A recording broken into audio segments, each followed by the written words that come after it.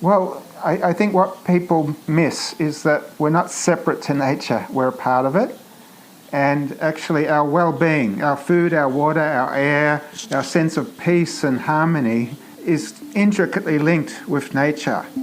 It's time to change the world. It's time for something better. We're telling the stories of people who are changing the world and how you can help. Our daily actions have a massive impact, so what will we do about it? We can remake the world, because guess what? We can. Hi everyone, I'm Nathan Gardner, and this is We Can Remake the World, a podcast about people who are changing the world and how you can help. Here's the good news for today. Those of you who are passionate about wildlife will love the first piece of good news for today.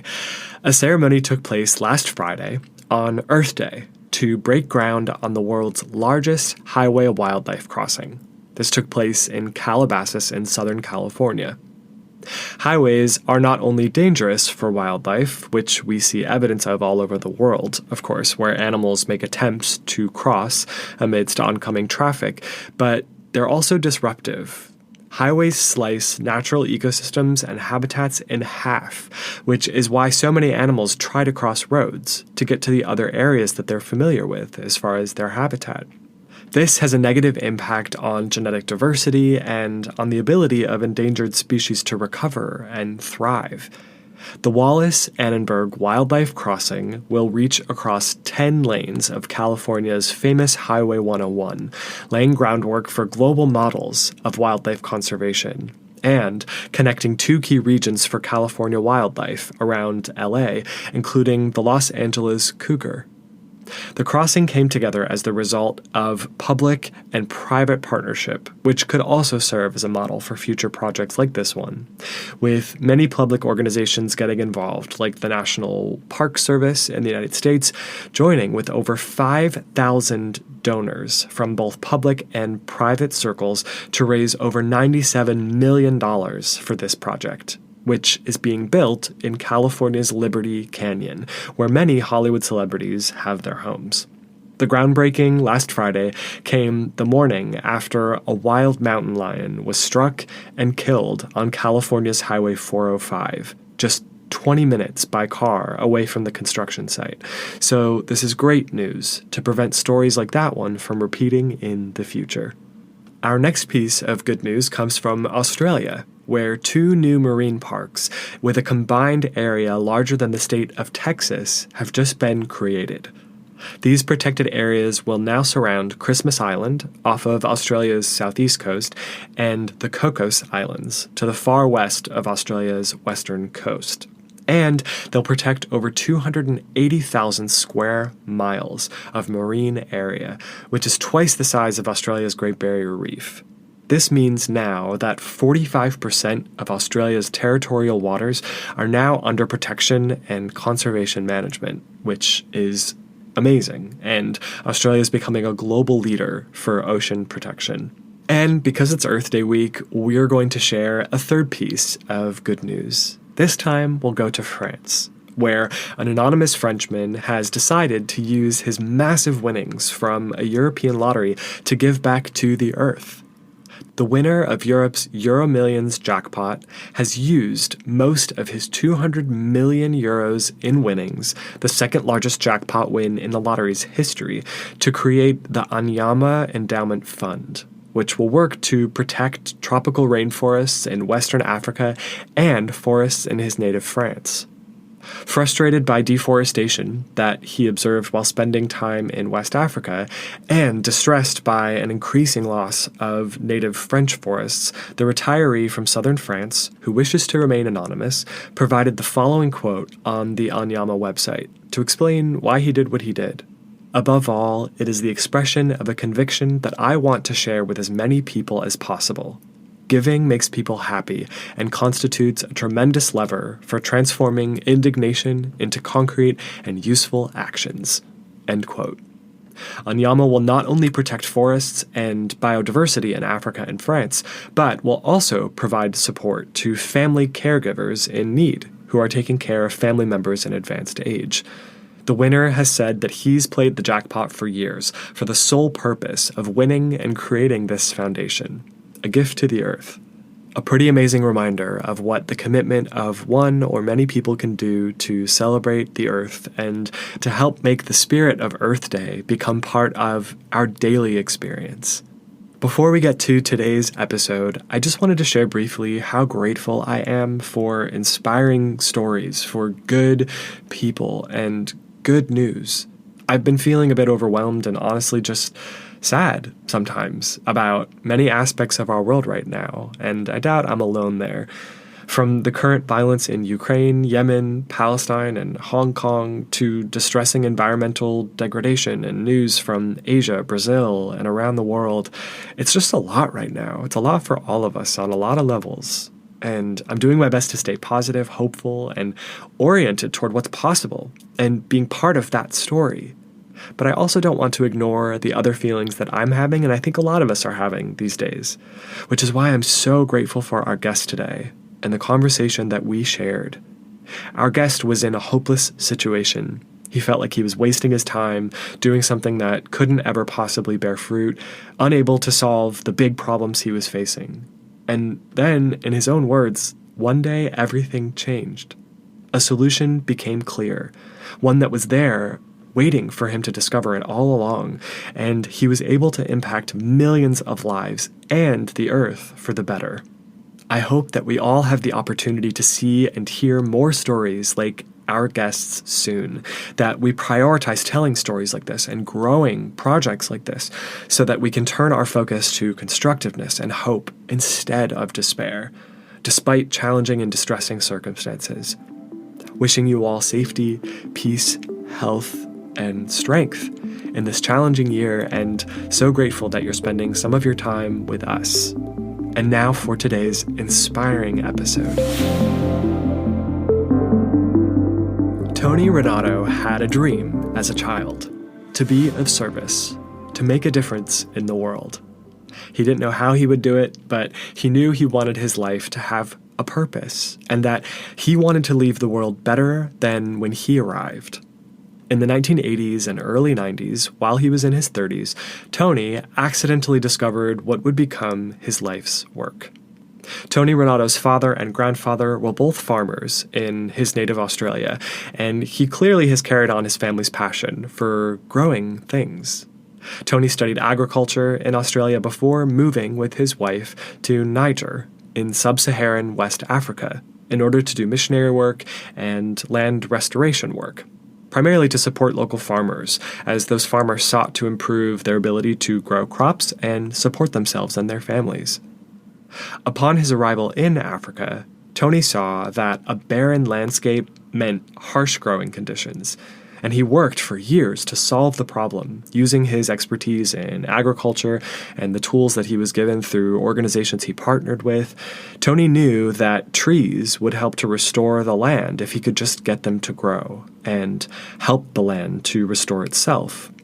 He oversaw the planting of many trees which died over and over again, until one day Tony realized that there were already millions of trees in the ground, just waiting to come back to life. Tony recognized that what looked like small bushes and stumps around the landscape were actually remains of trees that had been cut, burned, or destroyed in the last century, either by farmers or by conflict, and that with the right method, the living root systems under the ground, which nobody could see and everyone had forgotten about, could have the potential to fill the landscape with new trees. Tony tested this theory and was proven right. From this realization, Tony developed a method for regrowing trees and rejuvenating the land. Tony's method is now called FMNR, or Farmer Managed Natural Regeneration. As its name implies, FMNR is managed by local farmers on the ground who have been trained to replicate Tony's technique. By using FMNR, farmers in Africa and Asia have been able to revive these dry and barren landscapes where the soil is very difficult to work. And now huge stretches of ground where the soil had died or become depleted are springing back to life. This dry, brown, dusty soil is turning back into fertile soil, We'll hear Tony describe his method in more detail, so don't worry if you're not grasping it just yet. But just know that this method has brought hope and growing prosperity back to the farmers who are affected by it throughout Africa. And it's now being deployed in Asia as well, with huge potential for expansion to other continents as this movement led by farmers and this technique grows through word of mouth and the work that Tony does to increase awareness around this program and educate farmers around the world. There are so many implications for the benefits of FMNR, which Tony will describe for us in a bit. And in a world where trees are one of our best partners for climate stability, there's also massive potential for FMNR to grow into something even greater beyond the benefits that it offers to farming. One quick reference note. For those of us who aren't experts in the metric system, an FYI that will help as we get into our interview is this. 1 hectare of land is exactly 10,000 square meters, or just over 100,000 square feet, which is a little bit less than 2 football fields. Again, 1 hectare is just under 2 football fields, so keep that in mind. Now a recipient of many prestigious awards, including the Right Livelihood Award, known as the Alternative Nobel Prize for work in human rights, environmentalism, and sustainability, Tony's innocent and honest childhood prayer to make a positive impact on the world has grown beyond anything he could have imagined. And his story highlights the ability of one life to transform the lives of so many others, both human life as well as plant and animal life, and therefore the health of the earth. Tony is helping to heal the earth, to bring life back to lost ecosystems, and all by simply understanding nature well enough to help her recover herself with our support. What better conversation could we have directly after Earth Day, at a time when we're all asking, what can I do? How can we make a difference in such a complex and challenging world? Tony shows us what's possible if we commit to making a difference and then follow through on whatever we have to offer. So today we're joined by Tony Rinaudo, forest maker and senior climate action advisor for World Vision Australia. Thanks so much, Tony, for joining us today. Really glad to have you. Thank you. Pleasure, Nathan. So, Tony, if you don't mind, I'd like to start with a little bit about you and your story, maybe a bit as far as where you grew up and how what you saw growing up led you to the work that you're doing today. Sure. So I grew up in a very beautiful part of Australia, southeast Australia, in the country, and the hills around us were covered in Australian bush. Not quite the same as your forests in Europe, but very, very lovely bushland. We had crystal clear mountain streams, and the valleys were used for agriculture, so cropping and livestock grazing. But there was a lot of pristine bush, and I really loved it. I walked in those hills, climbed the trees, we swam in the rivers, we went fishing. But at the same time, there was a lot of environmental destruction, the clearing of that bushland and planting of monoculture forestry species. So a lot of erosion, a lot of loss of biodiversity. And the particular crop they were growing at that time, mainly tobacco, used a lot of heavy chemicals, which drifted into those rivers that we swam in. And sometimes there were fish kills. So, you know, it had this contrast, beauty and diversity and destruction at the same time. Well, I always loved growing things. I was the gardener in my family, and I think that what I was seeing in the destruction of the environment, and also I would read, I'd watch television and realize while we were growing tobacco in our beautiful country, children just like me who through no fault of their own were going to bed hungry elsewhere. So I was quite angry. And I just threw up a child's prayer, asking God to use me somehow, somewhere to make a difference. So it was that, wanting to help, wanting to make a difference, and not wanting to conform to what I saw was a very destructive way of life that we live in the West. Yeah, no, absolutely. Would you speak a bit more about sort of what you think humans have to learn about interacting with nature, sort of what you've observed from an early age, and also as you've grown your career and accomplishments in the world, what are we missing when it comes to how to think about our relationship with nature and what it can bring us if we approach it from a more constructive place? Yeah. Well, I think what people miss is that we're not separate to nature, we're a part of it. And actually our well-being, our food, our water, our air, our sense of peace and harmony is intricately linked with nature. And too many people feel it's an either-or. Either I destroy the environment and have a wealthy, comfortable life, or I protect nature and I go poor. And that's an absolute lie. It's a false dichotomy. And in fact, our life will be much, much happier and economically, environmentally, and socially much, much richer if we work with nature instead of fighting it all the time and destroying it. It's to our own peril when we take that approach. And you can see that in climate, in pollution, in so many ways.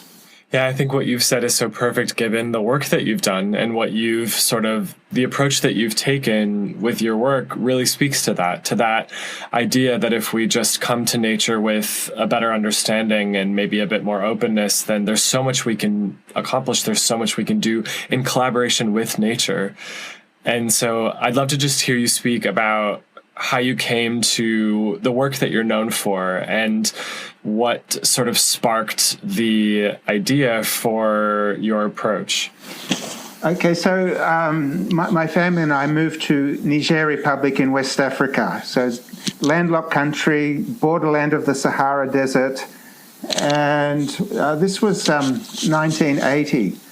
And the landscape that confronted us in my lifetime, in my childhood, it had been a biodiverse dryland forest with patches of farmland here and there, but still plenty of wildlife and plenty of trees.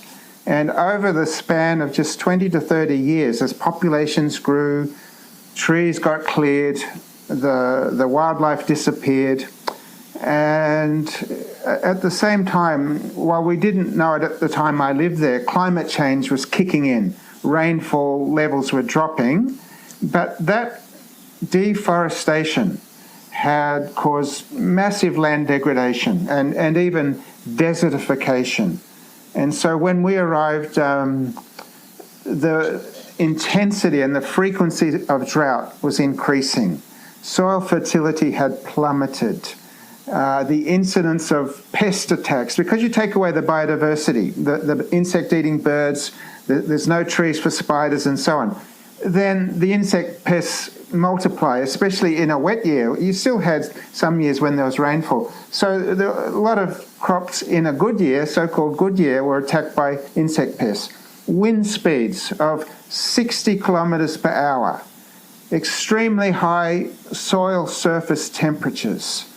And so you really had a hostile environment for growing crops. And while I'm not a forester, I've always loved trees, but I realized very quickly that without some level of tree cover, you can't talk about agriculture here.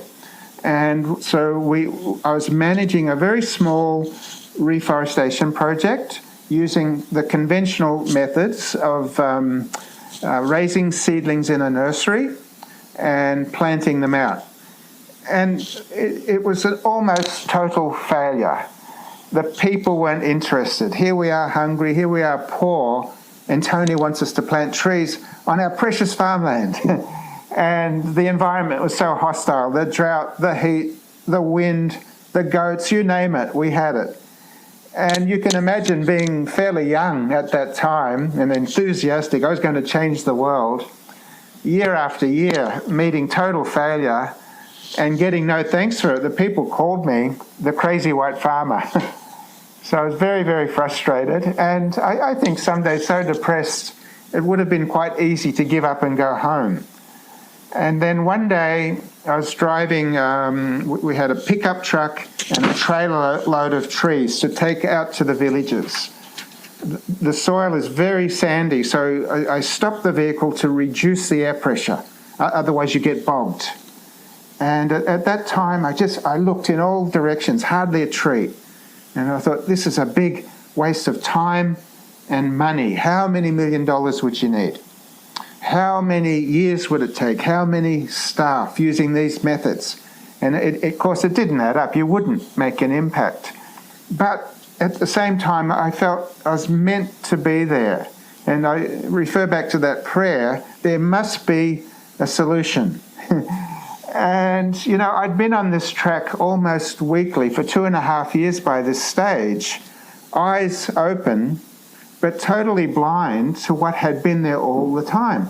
And on this particular day, a small bush caught my attention, what I thought was a bush.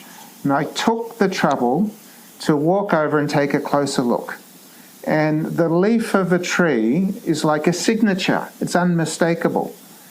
And immediately when I saw that bush, I said, that's no bush, that's a tree. It's been cut down, it's sprouting profusely. There are multiple stems, maybe 50, 60 stems, all competing to get up and become a tree again.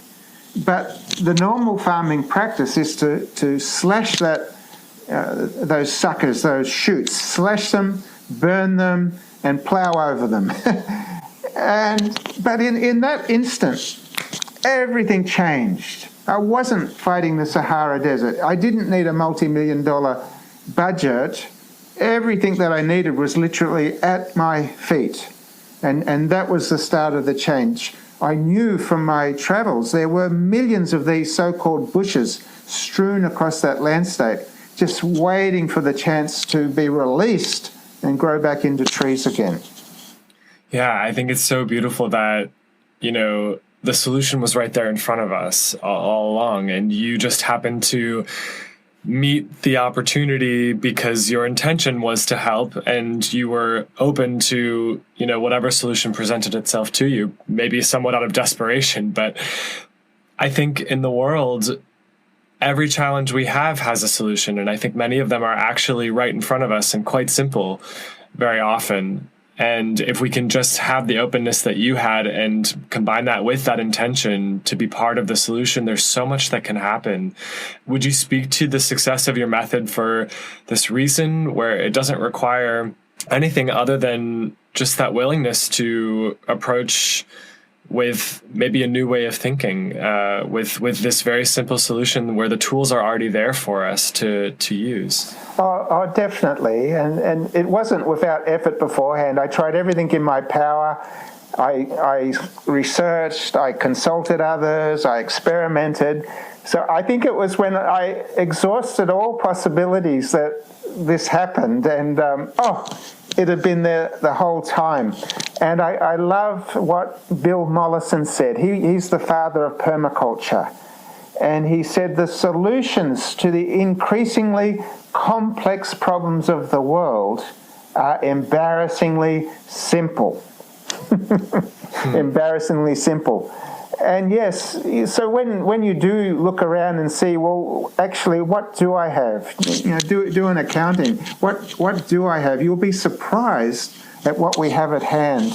And another notable person, Alan Savory, the father of holistic grazing management, he taught me that the best solutions are the simple ones.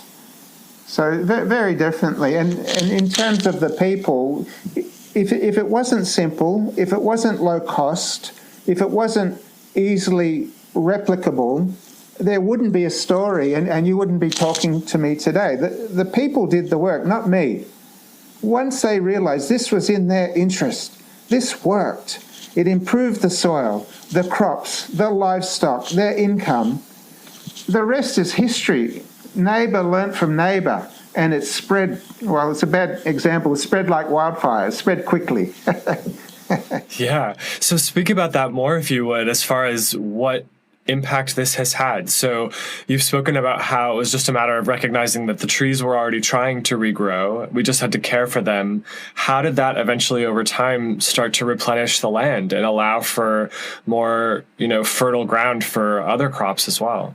So on a physical level, when you have trees in that landscape, firstly, it's a physical barrier to the dusty winds, the harmattan winds of the Sahara region. And that tree is effectively harvesting fine organic matter and dust from the air that blows by. Any obstruction causes a turbulence, and you get a more fertile. It's not, it's not rich soil, but it's more fertile than the sand that stays behind.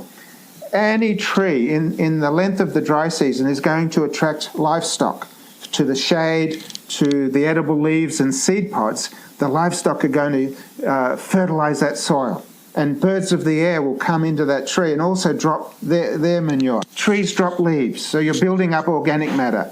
Organic matter acts as a sponge, so what little rain falls is held. Less runs off, less evaporates, more is held by the soil. Organic matter holds the fertility. So what fertility there is, instead of being leached away, it's now there, and that organic matter is feeding the microorganisms that make the nutrients available. So many different ways in which the trees increase the fertility. But on the social side of it, neighbour learnt from neighbour. We certainly did our part. We facilitated exchanges. We invited people to come and learn from our farmers. We sent our farmers to other parts of the country. But it was this organic movement of farmers learning from farmers, and it spread really without my knowledge.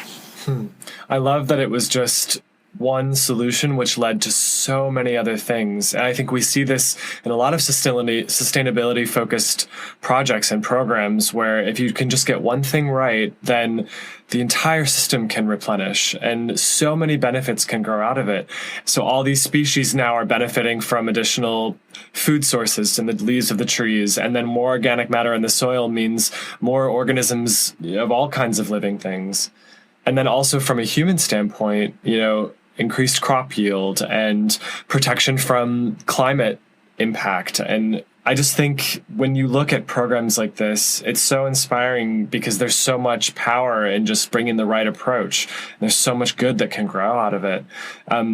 Would you speak about how the lives of these farmers locally in Niger have changed because of this, and sort of some of maybe the numbers around their increased crop yields and what this has meant for people on the ground? Certainly. So up to a doubling of crop yield. Now, it's from a very low base. So, but if you're on the edge of hunger every year, that's significant. To double your crop yield and people harvesting 800 to 1,000 kilograms per hectare as opposed to 200, 300, 400 kilograms. So doubling their crop yields. Having those trees there meant in the years when there was a drought, the farmers with the trees were much, much less likely to have total crop failure than farmers without trees. They were much less likely to lose their livestock from hunger because these trees are like aerial haystacks. The leaves, the seed pods for most of the species are edible. And so you've got a stored stock of livestock food.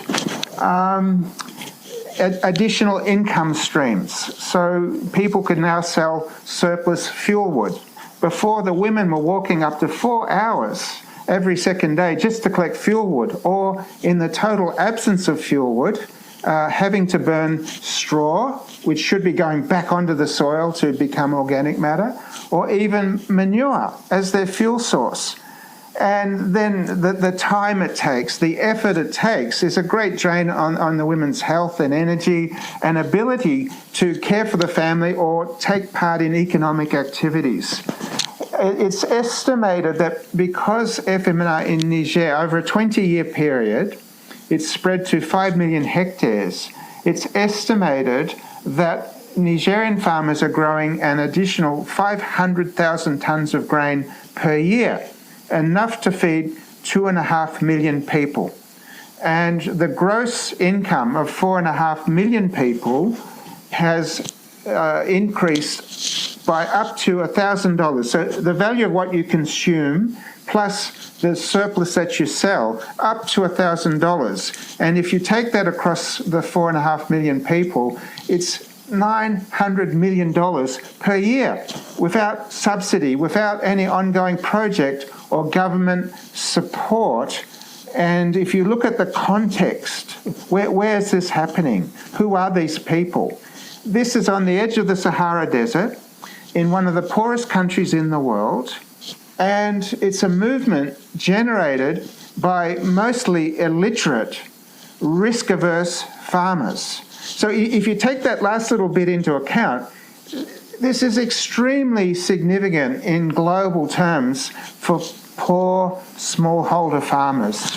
Yeah, and I love what you said about it's just people with the land. It's just farmers with the land. It's not sort of complex, NGOs coming in to teach people a whole new way of thinking. It's just take what you have, treat it properly, and things will change, and so much more opportunity can come. That's a very important point.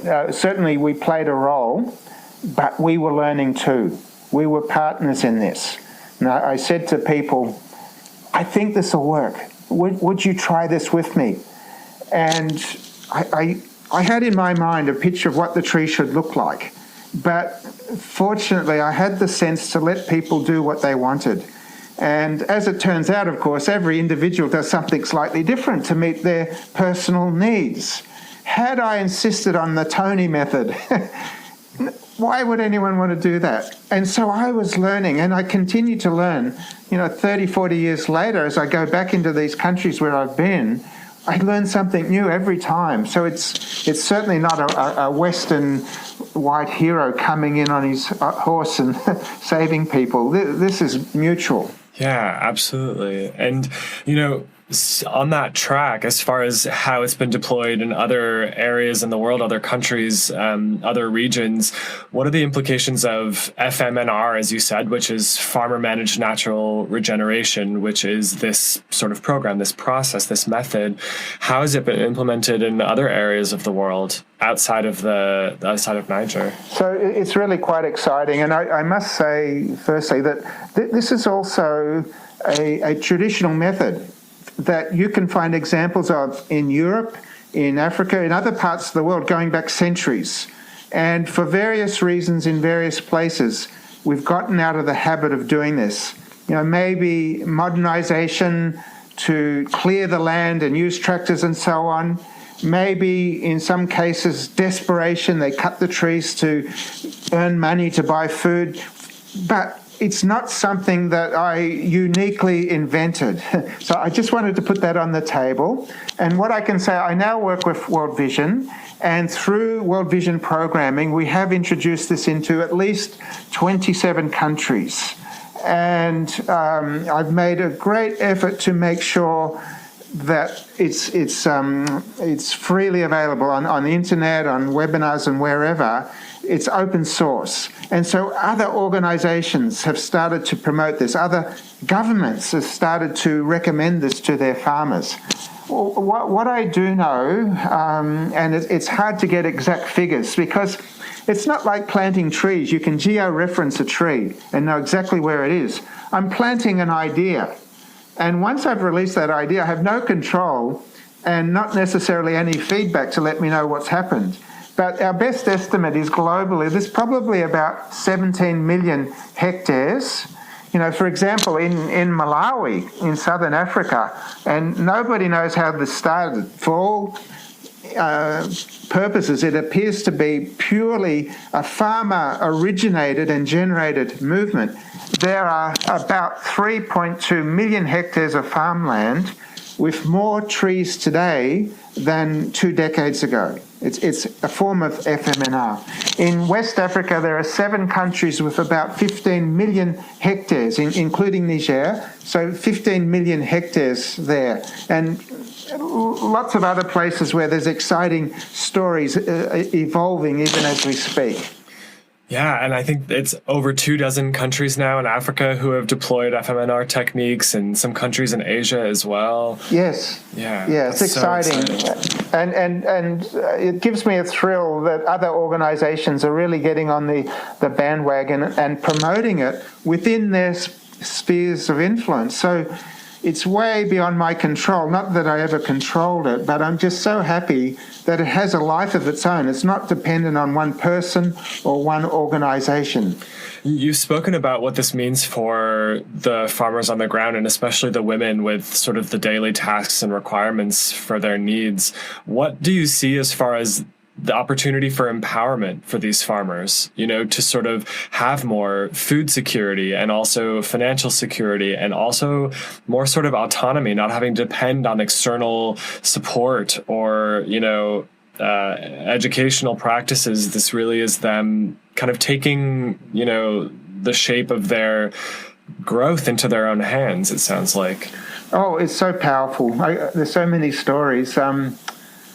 Where do I start? A chief in Ghana said to me, well, I'll save that. When I first went there in about 2013 or so, a lot of deforestation, and the women were walking long distances for fuel wood. They would flip. One year there would be a drought, the next year flood. The children weren't in school because they were needed to help support the family. So it's quite a desperate situation. And the community agreed, through World Vision Ghana, the community agreed to pilot this on a few hundred hectares of communal land. And I got to visit 2 years later. They had firewood close at hand. The microclimate had greatly modified and is much cooler, much more moisture in the soil. The grass lasted for longer into the dry season. Wild fruits, many of these trees, indigenous trees, had wild fruits, edible leaves, traditional medicines, fuel wood, building timber in just 2 years. And whereas they had been at a point where they said, if it had gotten any worse, we were about to leave our traditional lands, everything that we know and love, and go to the capital city. That's how bad it got. And the old chief said, this gift, this FMNR is a gift of the Almighty God. And wherever you bring it, you bring life and joy. That's how dramatic the change was. And in my own time in Niger Republic, I lived there for 17 years. And I did a bit of a tour before I left. I had some visitors and they wanted to see the work. And so we went to a village and we sat under the tree. And everywhere in Africa, you sit somewhere and you form a crowd. People curious, they come to talk. And I asked this question of all the different activities of our project: well drilling, introducing fuel-efficient stoves, new crops, the natural regeneration work, the famine relief that we did. Of all the different activities, which was the most significant? And, I was going through all these things, which one would it be? And somebody stood up and they said, actually, none of them. I thought, what? I'm a failure. My time was wasted. What does he mean? And he said, what you've done, before you came and we had these interventions, all we saw of our village chief was the dust from their vehicles. They sped through our village. The only time we had a government representative here was when they came to fine us for chopping down a tree. And we were unknown to the world. Our only contact was through the BBC. But as far as we were concerned, we were nothing. We were nobody. What this project did was it gave us our sense of dignity and self-worth. And, that's so powerful. Here I was thinking it's about the trees. No way. It's about people. And if you've got a sense of dignity and self-respect, you can change the world. This is really powerful stuff. Yeah, and I mean, in a way, it's like every one of these farmers who are now transforming their own lives through this method, they're also part of sort of healing and regenerating the earth. You mentioned microclimates, these little pockets where, small areas are starting to, spring back to life, which will impact the larger system, of course, as well. There are larger implications for global climate here, where trees are, becoming new carbon sinks, having regrown from cut down forests. There's something you've said in the past that I read that I would love to hear you speak about, which is that there are sort of underground forests underneath our feet. And this really is just working with those underground forests, these root systems, which is really sort of the heart of this work and the opportunity to regrow these trees. Would you speak about why this is so ubiquitous throughout Africa, why there are opportunities to implement this work around the world, and sort of what is that resource under the ground that these farmers are now working with that, really has implications globally on a large scale? Mm-hmm. Sure. So the rule of thumb is that if there was a forest there in the past, even the distant past, theoretically, that forest can be restored. Now, in some places it might be harder and take longer, and in other places it'll be quicker and easier. But the rule of thumb is if in the past there was a forest, then theoretically we should be able to find some remnant. And nearly always, when you watch the news and there's some arid country, Afghanistan, Somalia, whatever, even though it's practically a barren landscape in the background, you'll almost always see a sentinel tree. And that raises big questions to me. Why is there only one tree there? Were there others in the past? And if one tree can grow, couldn't others grow as well? And you rightly said that large parts of Africa, they have this underground forest. In the recent past, we're talking within the last century or so, many of these trees have been cut down. And in many cases, the tree stump is still alive. In most cases, they don't have heavy machinery, bulldozers and explosives to remove them. The tree stump is still alive and it has the capacity to re-sprout. In some places, it might be even just a piece of root of a tree that still has that ability. It has buds that can regrow. And in many cases, they've been so thorough, they've removed the stumps, they've removed the roots, but there's seeds in the soil. And particularly in the arid zones, the tree species tend to have seeds with hard coats, so they can last in the soil for decades, maybe centuries. And it just needs the right conditions to regenerate. And what I found is actually it's not so much what we need to do, it's what we need to stop doing. Nature is perfectly capable of healing itself if we give it a chance.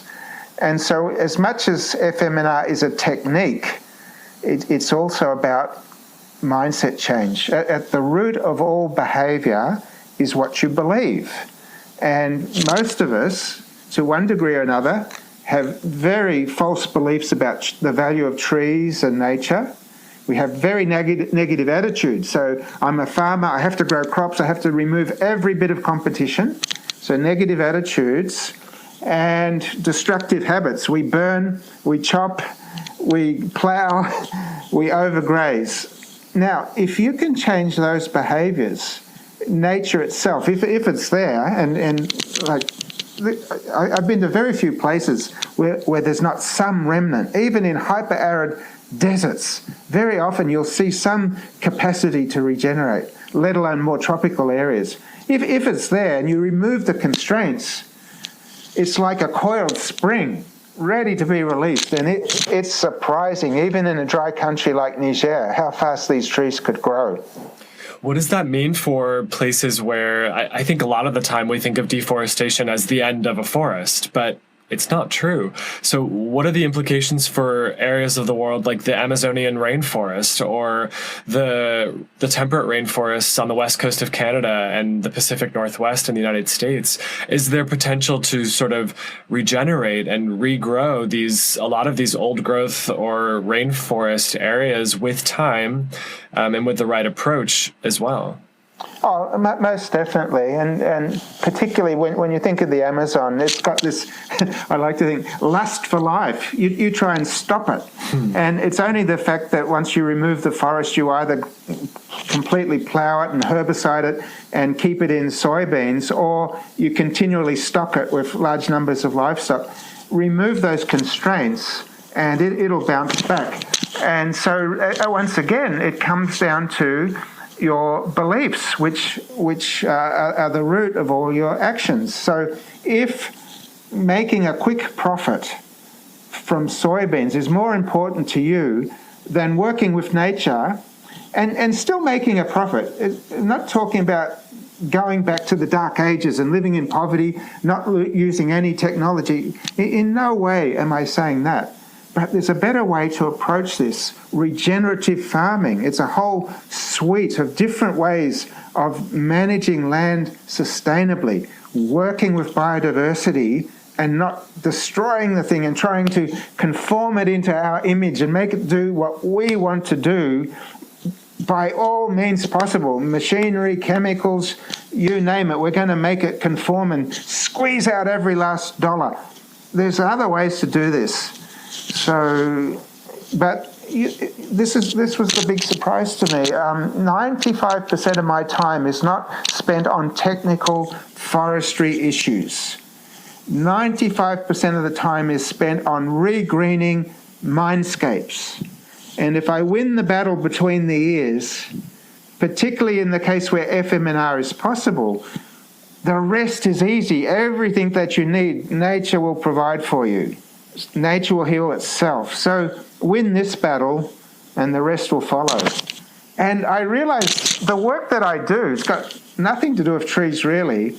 I'm turning enemies into friends. Enemies into friends. And if you achieve that and work with nature, whoa, what's not possible? Yeah, I think what you've said is so powerful. When our relationship with nature and the natural world is sort of fraught more than it's ever been. We know on a global scale that we're not getting it right because we're seeing massive destruction, loss of ecosystem, loss of biodiversity, loss of species. So it's time for a new way of thinking. It's time to see nature as our partner because we are on this planet. We are made of these same elements all around us, and we cannot pretend like we benefit from controlling or dominating it any longer. I think we've seen that doesn't work. And I think what you're saying is so true.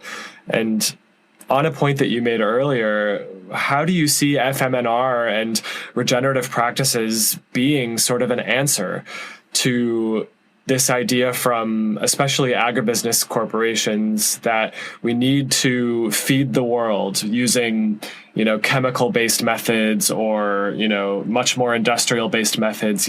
How is this sort of an answer to that, to say there's a way that we can do this that actually benefits us, benefits the earth, benefits our climate, benefits people on the ground, increases food yield? There's not just one solution here. There's a whole other path that's available. Yeah, for sure. They say that 30% of the world's food comes from poor smallholder farmers. 30%. And if you take the example of Niger, in a very hostile climate where your starting point is already very low, if they can double their crop yields there by adopting one practice, FMNR. And remember, I said there's a whole suite of things you can do: conservation agriculture, agroforestry, holistic grazing management, organic farming. You can use different combinations of different regenerative practices to do much, much better than our farmers. If 30% of the world farmers doubled their crop yields, what an impact that would have on food security. And I think there's a little bit of a false sense of importance here, that it all depends on us with our monocultural, monolithic industrial agriculture to feed the world. Firstly, at this present time, there's no shortage of food. An awful lot is wasted. And secondly, something like 75% of the Earth's surface is degraded. Imagine if we restored the original fertility and productivity of a naturally biodiverse landscape with your natural areas and your farmed areas. Imagine the productivity. As it is now, we're like a man walking with one leg. We're on a ruined foundation. So there's so much that can be done. Now, there's no silver bullet. Every year there's going to be challenges, whether you're organic or otherwise. There'll be different pests and diseases. There'll be high rainfall and low rainfall yields. You're going to be challenged. But working with nature, I would say it's a lot cheaper. There's less costs in chemicals and infrastructure and machinery. And the greater diversity actually counts for a much more robust, much more resilient agriculture. If one thing fails, something else will still produce. You know, with the trees, in a crop failure year, the farmers still had food for their animals, firewood they could sell, in some cases beehives, and so on and so forth. Now, the more diversity you add, the greater robustness your agricultural system is. It's resilient against climate shocks and insect attacks and so on. So, yeah, and it's not like this is anything new. There's a very strong and growing regenerative agricultural movement around the world. Yeah, which is so exciting to see. And every time I see examples of it, I see this idea play out that we've been speaking about, which is if we take this approach, there are so many benefits. The things that come from these programs are amazing and surprising as far as their impact and the speed with which we see the positive outcomes. And I'm so encouraged by it. And, you know, just as we come closer to the end of our time, there's something I wanted to ask about, because as I was reading about your work and about what has inspired you, I know that your sort of spiritual life has been a big part of what has driven you. And I'd love to hear you speak about how, you know, you see a connection between spirituality and nature, and how your spiritual self has informed your work, and, you know, sort of how that has played into what you've been able to accomplish. Yeah, sure. Where to start? So I guess I realize if you believe in a God, and God is creator, and you look at what's been created, such beauty, such diversity, it's overwhelming, really. It changes the perspective. It's not us going out to save the world on our own, in our own strength. What I learned is we're in this together with God. We've got a pretty mighty helper. And I learned through very hard times, and sometimes desperate times, in times of famine when we had no food to give people, God answers prayer. And God's incredibly concerned about the environment. You know, in churches too often we hear, you know, it's all only about going to heaven and salvation and so on. It's all about people. But actually, that same God is incredibly concerned about the environment. And we can be partners with God in that restoration project. So I guess my faith was strengthened. I was quite humbled to realize it wasn't all up to me, that something bigger at play was happening.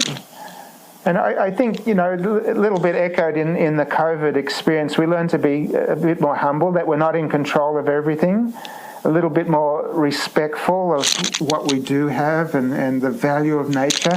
You know, there was almost traffic jams on our walking paths during COVID. Everybody was out in the park. It's just amazing. And to value life and value the time that we have here on this earth much, much more. Yeah, absolutely.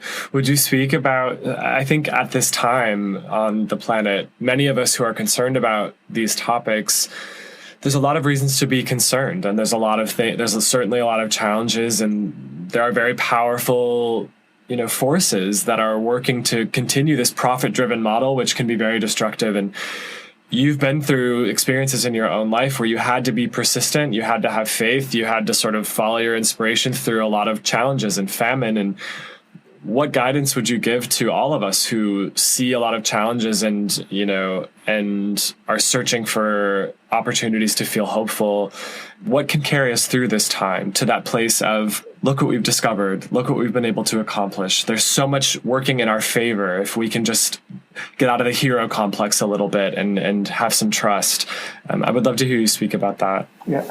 Well, I guess firstly, I have 4 children and 8 grandchildren, and I don't think I could look them in the eye and say there's no hope. Not while I'm breathing, not while there's actions that I can take. So if there's life, there's hope. And if there's hope, then we should do everything in our power to fulfill hope's promise. So if all you can do, maybe you're incapacitated or whatever, if all you can do is turn the light switch off when you leave a room, for goodness sakes, do it.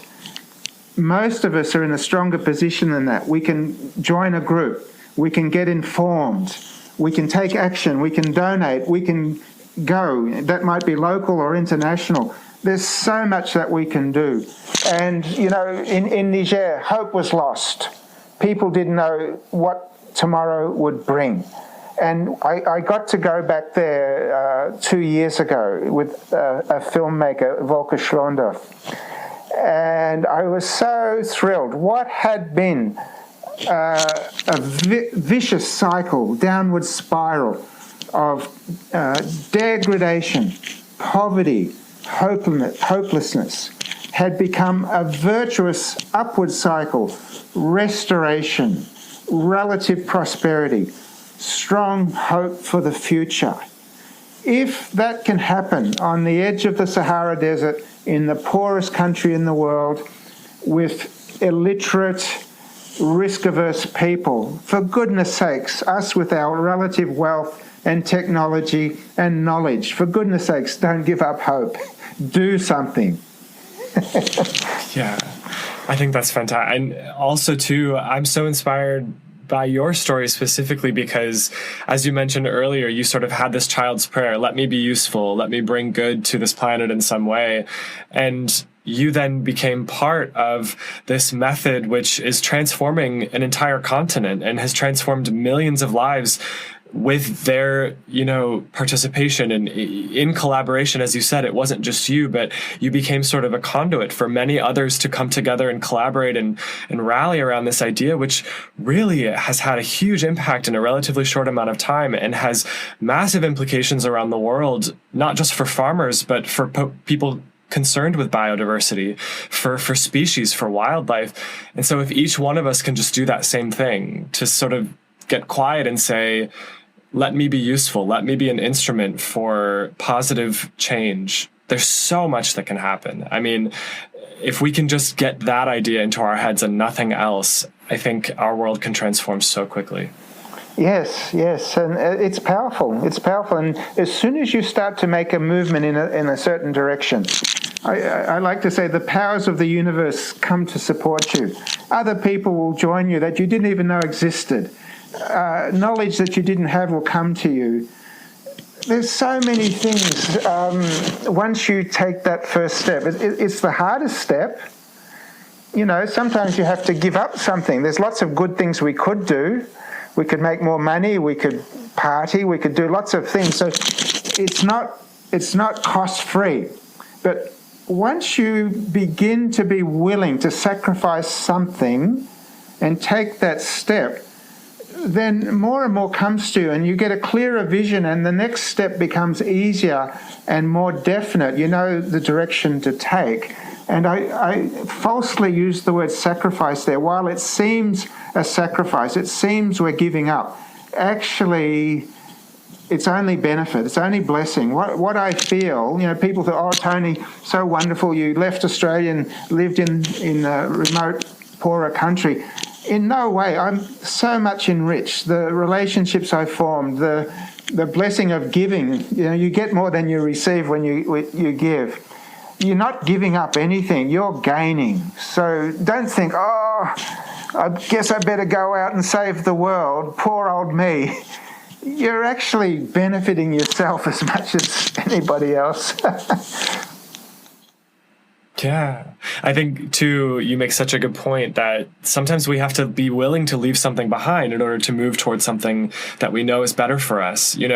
We might be drinking a lot of alcohol for years before we say, is this really the best thing for me? So we have to give up a habit, a way of being, a way of having fun that actually enriches our lives very much if we're open to that change. And if we can just, as a global community, start to recognize those opportunities to leave destructive things that might feel good in the short term in some ways for things that are so much more enriching and so much deeper, that deepen our connection to ourselves and each other and the earth. If we can have that perspective and that maturity to make that choice, then there's so many amazing things that are ready for us, just waiting to kind of enter our experience. For sure. Yeah. So, Tony, just as we wrap up, I just want to ask one more question. What would you say to listeners who want to learn more about FMNR, who want to support these programs, who want to even potentially support farmers on the ground? How can people get involved with your work and with what you've accomplished? Sure. So, firstly, get informed. There's a website, FMNRhub.com.au, and maybe later you can put that up on your screen. So read about it, learn about it. I would say if you're a praying person, pray, because a lot of the success, honestly, I attribute to a higher power. If you're in a position to give, do so. There's many excellent projects, and they're transformative. It's not throwing good money to waste it. It's transformative. It's releasing. It's not creating dependency and long-term reliance on outside sources. When you help somebody to work with nature and use the resources at hand, you're releasing them to be self-supporting. So if you're in a position to give, do so. There's a donate button on that website, and also many World Vision offices. I think your audiences are in different countries. If you go to the World Vision website of your country, many of those offices have their own FMNR projects in various parts of the world. It's actually an international partnership, and Australia is one member. And yes, particularly as World Vision's become aware of the climate crisis, and also the impact of land degradation on people, World Vision is becoming stronger and stronger and more intentional about promoting FMNR around the world. So yes, it is one of the many activities that World Vision does. We're all gifted in different ways, and we all have a different purpose on earth. So when I say if you're in a position to go to these countries and work with communities, then do so. But that's not everybody's calling. And some people can have a much, much bigger impact within their local sphere or using the particular talent that they have. But at the same time, some people actually are meant to be elsewhere. So I say that rather cautiously, but it's always an option. Yeah. As we've said, sort of consider what you have to give, what gifts you have, what, passions you have, and then just make the choice to offer what you can. And you never know what can grow from that. And it can be the smallest, most simple thing, and that still has meaning. Yes. Perfect. Thanks so much, Tony. It's really been a pleasure speaking with you. And I'm so inspired by what you've been able to be part of and sort of lead, and this conversation that you've brought to the global community. And I hope to see it just grow and grow. I want everyone to know about FMNR and its potential and its impacts. And if we can be some small part of that, then, I'm honored to do so. Thank you. It's been a great pleasure to meet you and speak with you. Listening back to the conversation with Tony, there's one part that really strikes me, which I sort of alluded to earlier. It's the persistence that it took for Tony to discover his solution.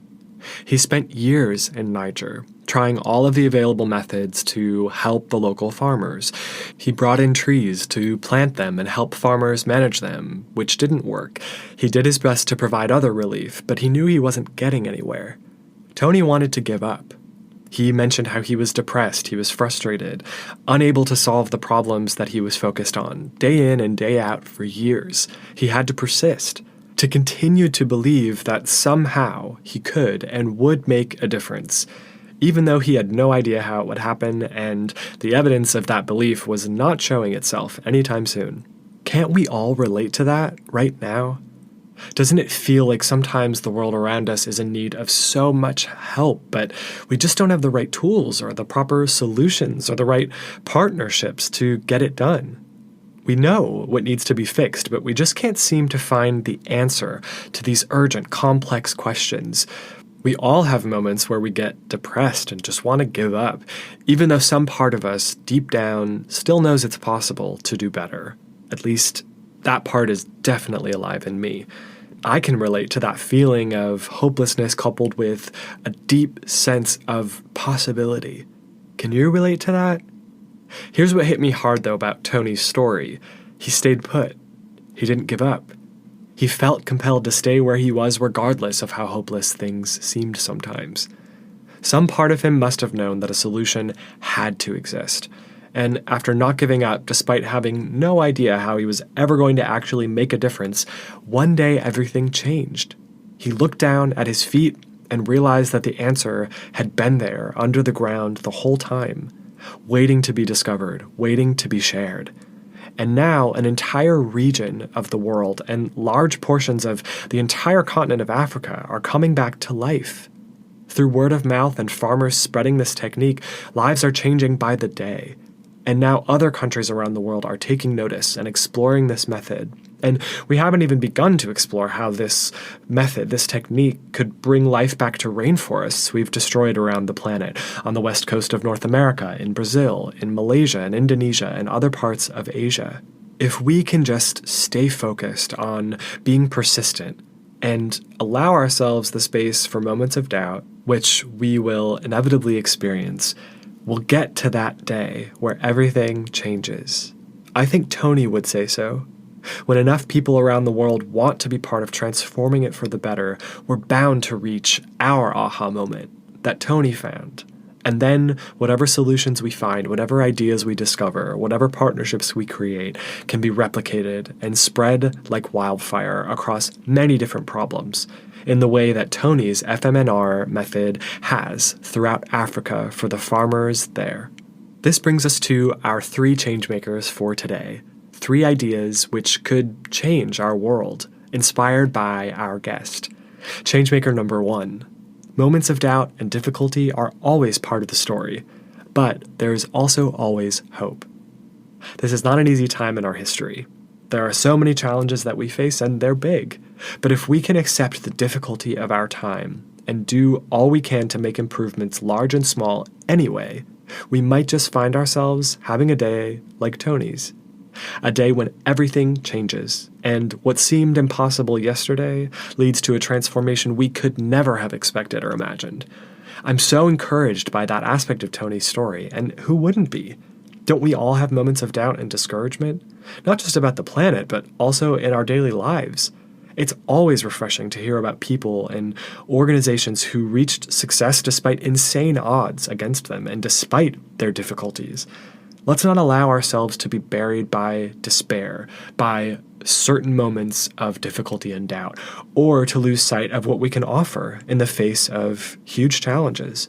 Let's stick with it. Stay with the problem, and not run away or bury our heads in the sand.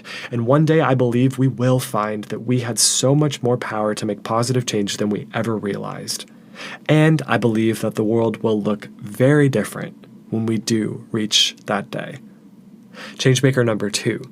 Sometimes the solutions we're seeking are right in front of us if we can just open our eyes. As we keep asking ourselves, how can we change corporate culture? How can we bring lasting peace? Finally, how can we protect our planet from greater devastation from an environmental standpoint or prevent more human rights violations? How can we change hearts and minds around the world to prioritize valuing life instead of exploiting it? If we keep asking these questions, we're bound to find solutions. Many of our guests have already found ways to transform pieces of the world, their local or even global communities in some cases. By listening to our show, it should hopefully be obvious that there are ways to use our own creativity to turn problems into solutions, no matter how big those problems seem. that with persistence and patience, we can change this world. Tony's story demonstrates how answers exist all around us, sometimes in either unexpected or even sometimes obvious places, and that those answers are so simple sometimes that we're almost embarrassed we didn't see them sooner. Let's stay optimistic and be on the lookout for the evidence of these solutions, in the way that last year's guest, Matt Josiak of Rethink Food, did, as he turned restaurants into meal suppliers just by changing his way of thinking to support the hungry. Or the way Dave Heath, past guest and founder and CEO of Bombas, the one-for-one apparel company in New York City, realized that he could clothe millions of individuals in homelessness by operating a values-based clothing company. We don't have to boil the ocean. We don't have to solve every problem with one action or one project. We just have to do what we can with the ideas that come to us, or support the organizations and people that we're inspired to support. As Tony did, as Matt did, as Dave did, and as so many more have done and are doing. And changemaker number 3, one person can change the world. I want to repeat some of the numbers around the scale of FMNR and how it's managed to grow, since this method for regenerating the earth was first pioneered by Tony. Over a 20-year period since FMNR was started, 200 million trees have been grown, primarily through word of mouth and neighboring farmers seeing how effective this technique was and sharing with their neighbors. You can see the difference in the landscape from space.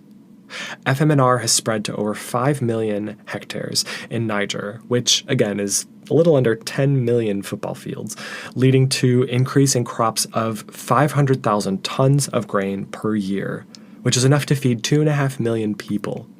Due to FMNR, the gross income of 4.5 million people has increased by up to $1,000 each, equaling $9 million per year in increase in income without any other support.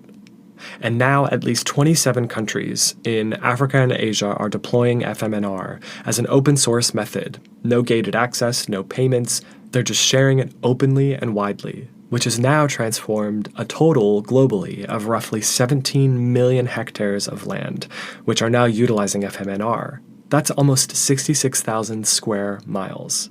And that's just the beginning.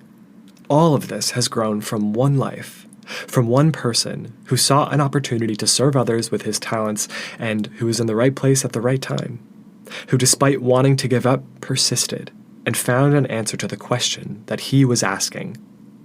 We won't all be like Tony, and we don't have to be, but his story is evidence of what we are all capable of, what our creativity can give birth to in the world.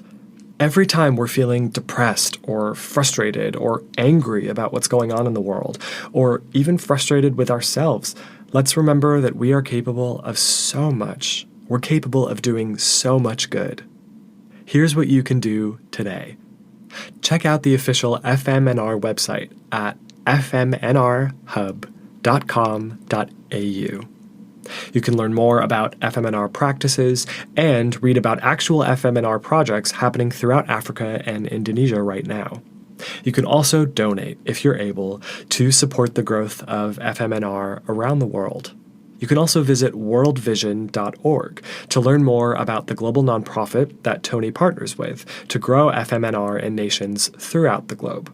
Another powerful action you can take is to learn more about the solutions to hunger around the world and how to ensure food supplies are resilient and robust for everyone. Especially at a time when we're hearing a lot about food shortages and supply chain disruption from many unfortunate circumstances in the world. Isn't a method like FMNR even more powerful at a time like this? If food shortages and food scarcity are one of the problems of our time, how can we solve it? How can we meet the challenge? FMNR is one answer for certain regions in the world where some very vulnerable people live. But what is some of the work others are doing to solve this problem in North America, in Europe, in Asia? Empowering ourselves with knowledge allows us to be immune to the anxieties of the moment because we know that there's another version of the story. We know about the answers to these questions, the solutions. We're not all doomed, and skyrocketing prices are not necessarily inevitable for food around the world if we can just find the right solutions and demand that they take shape. With some creativity and reframing of these problems and what's causing them and how to solve them, we can get to the other side much better than we are now. Our challenge for you today, which we do every episode, is to grow something. It's spring in many parts of the Northern Hemisphere, and we all have the opportunity to grow something indoors, no matter what the season is like outside throughout the year. So grow something. Build a relationship with your food and with plants. I grow a lot of plants from seeds at home, and it can be challenging. It requires patience and faith and persistence. It's a great exercise in persistence and care. Some plants die, some thrive. Sometimes we have to learn how to care for the plants better, and sometimes they just weren't meant to make it. It's the same as our world right now. There are painful losses, uncontrollable circumstances, frustrating obstacles or moments of doubt, but there's always the opportunity to try again. And with persistence, we can often raise a beautiful living thing that we've cared for, that we're connected to in a really powerful way. And this might be one of the more poetic and symbolic challenges we've come up with, but I stand by it. Growing plants, especially from seed, but any kind of plant, even if you buy a seedling, it's a thrilling and challenging experience that will teach you a lot.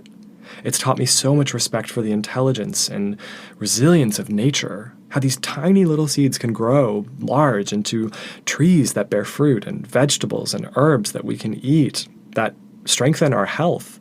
We can grow flowers that benefit pollinators, which serves all of us in many ways. As Tony discovered, plants are incredibly resilient and can thrive if they're just given the right circumstances and a little care. And so can our ideas for a better world. If we just give them the right circumstances and some care, they can grow into something we never expected. Get a little taste of that experience through our challenge for today.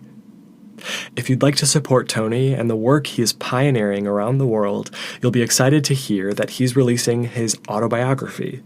The title is The Forest Underground: Hope for a Planet in Crisis, and it's actually coming out this week, 1 week after Earth Day on April 30th.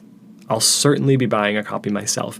Can't wait to dig deeper into Tony's story, his mindset, his challenges, his victories, and more about how his work is impacting lives around the world. The book will be available this weekend on the 30th, on Saturday, on Amazon and Barnes & Noble in digital format globally, and in hardcover in Australia and New Zealand to start, and then hopefully we'll see some hardcovers and hard copies around the world before long.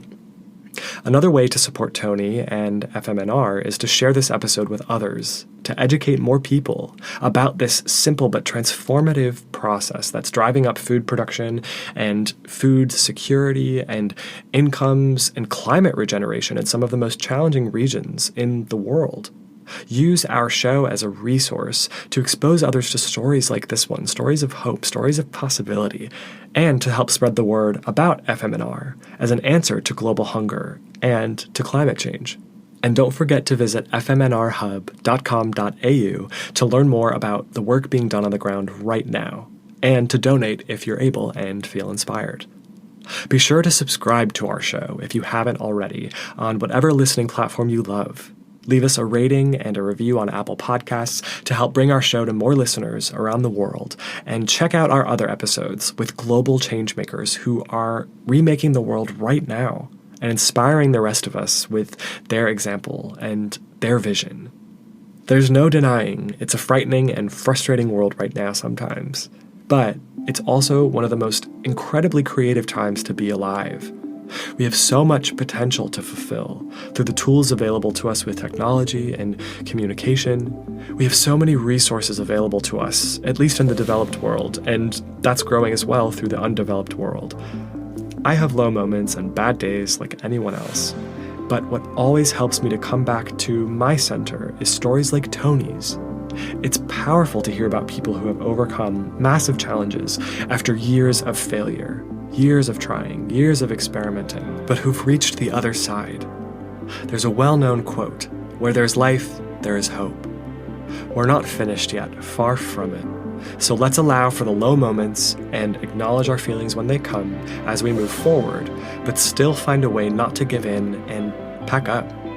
Let's not miss out on that single, ordinary day when everything suddenly changes, because instead of giving up, we believed that it would come. Let's not deprive ourselves of the experience of reaching that one day when everything suddenly changes. Thanks for being with us here today. Be well, be safe, take care. Until next time. So I was very, very frustrated, and I think some days so depressed, it would have been quite easy to give up and go home. And then one day, everything changed.